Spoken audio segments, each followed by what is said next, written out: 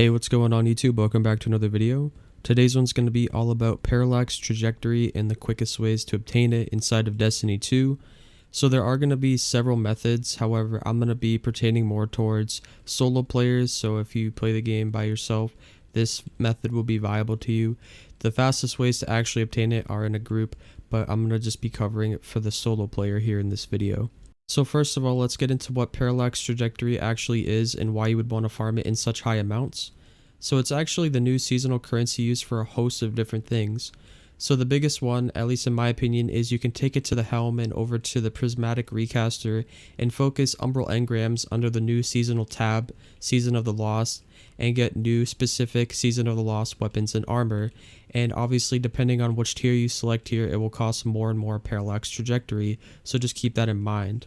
Secondly, it's the main currency used to actually upgrade your Wayfinders Compass, which is the new seasonal area to go to on the right side of the helm, just kind of like how last season during Season of the Splicer we had the Servitor and we were upgrading him, and then the previous season in Season of the Chosen we were going to the War Table. It's the same exact concept, except the currency to use to upgrade this perk tree, I guess you could say, whatever you want to call it here, is parallax trajectory. So you need quite a bit of it to get all of these upgrades, and keep in mind that these upgrades are also time gated and quest gated, so just keep that in mind as you're upgrading this. You can't just go and spam it like you were with the war table and stuff like that, but you are going to need quite a bit of it to upgrade this table in the long run. And lastly, parallax trajectory can also be used in the Astral Alignment activity, which is a new seasonal arena on the Dreaming City. And after you kill the final boss, there's a chest that'll spawn in the arena, and you can spend some of your parallax trajectory on it to get a new Season of the Lost weapon or armor piece. And it's very good to bring in some parallax trajectory with you beforehand, because if you don't have enough of it on you, you simply cannot open that unique chest at the end and get a piece of loot. However, as long as you have, I believe it's like 100 or 150 parallax trajectory on you, you can open that chest and you are guaranteed a Season of the Lost piece of loot. So definitely worth bringing that into this new seasonal arena. So parallax trajectory can literally drop anywhere, and as you've probably been killing things in like an open world instance, like maybe you're on the EDZ in the Trosslands, if you go kill a couple dregs and like get a multi-kill on them, you'll get like 3 parallax trajectory, which is a very minuscule amount, and obviously that's not a good way to farm it. So what you want to do is obviously go play like missions or playlist activities, and those will reward you the most amount. And there's also a upgrade you can acquire from the Wayfinders Compass that allows you to get significantly more parallax trajectory from playlist activities such as strikes, crucible, and gambit. However, those methods are a little bit slower than the method I'm going to show you, because obviously completing an entire strike, crucible match, or gambit match is going to take longer than the method I'm about to show you, but it's definitely worth considering if you're going to go run those playlists later to grab this upgrade from the Wayfinders Compass and then go run the playlist activities, because you'll just be getting quite a bit more from that. So basically what you want to do is you want to load it into the corrupted Tartarus mission over on Europa. And you guys probably remember this from last season. This was basically the best way to spend your corrupted key codes on the final chest, which I'll go over that in a second here. But if you want to go check that video out, it'll be down below if you want to watch that. But basically this mission counts as a full-on mission in the game, which is going to reward you quite a bit of parallax trajectory. I have been getting anywhere from 90 to 110 parallax trajectory, and I believe this run I get like 103 from this one run, and it can take you anywhere from like 3 to 3.5 minutes to complete it efficiently. And the reason for that is because, to begin with, this mission is already very short and easy to complete, but there's literally a little skip that you can bypass like all the encounters in this mission and literally beeline it straight to the boss, and then immediately bake the boss, claim the chest, and then literally go to orbit and be done with it, and then rinse and repeat. So that's why I feel like Tartarus is basically the best farm for parallax trajectory, but it also has some other benefits as well.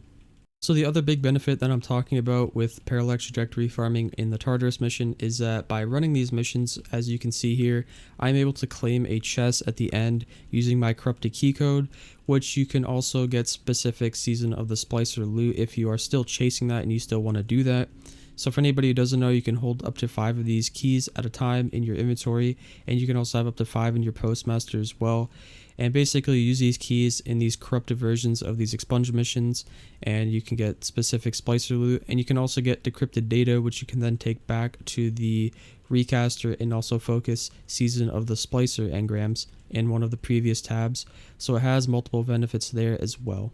So lastly, the big point that I want to wrap up with here is once you complete 5 of these expunge Tartarus missions on Europa, it's actually beneficial to go do some heroic public events, ideally on the EDZ or Nessus, and that's just simply because those planets are bigger and they can host more public events that you can casually hop into and complete more frequently. But the reason for that is because once you can no longer open those corrupted chests at the end of those missions, it loses a little bit of its meaning and purpose, and it can also just get very stale to do this for too long of a period of time. So I find that it's like a healthy thing to like go run 5 of these and then do the heroic public events. And the reason for that is because obviously you can have a chance of getting the corrupted key codes while you're doing the heroic public events, and they're also basically like the second fastest way of actually obtaining the parallax trajectory at the same time. You'll get about roughly anywhere from 80 to 100 parallax trajectory, usually like 80 to 90 roughly, for completing a heroic public event. And it can take you as little as like 30 seconds to complete one on heroic, depending on which one you get. However, some of the longer ones can take you anywhere from like 4 to 5 minutes to complete.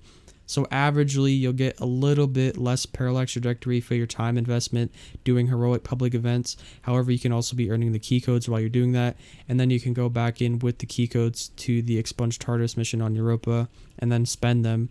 And it just allows you to kind of keep the grind fresh and just not get too burnt out while you're doing it.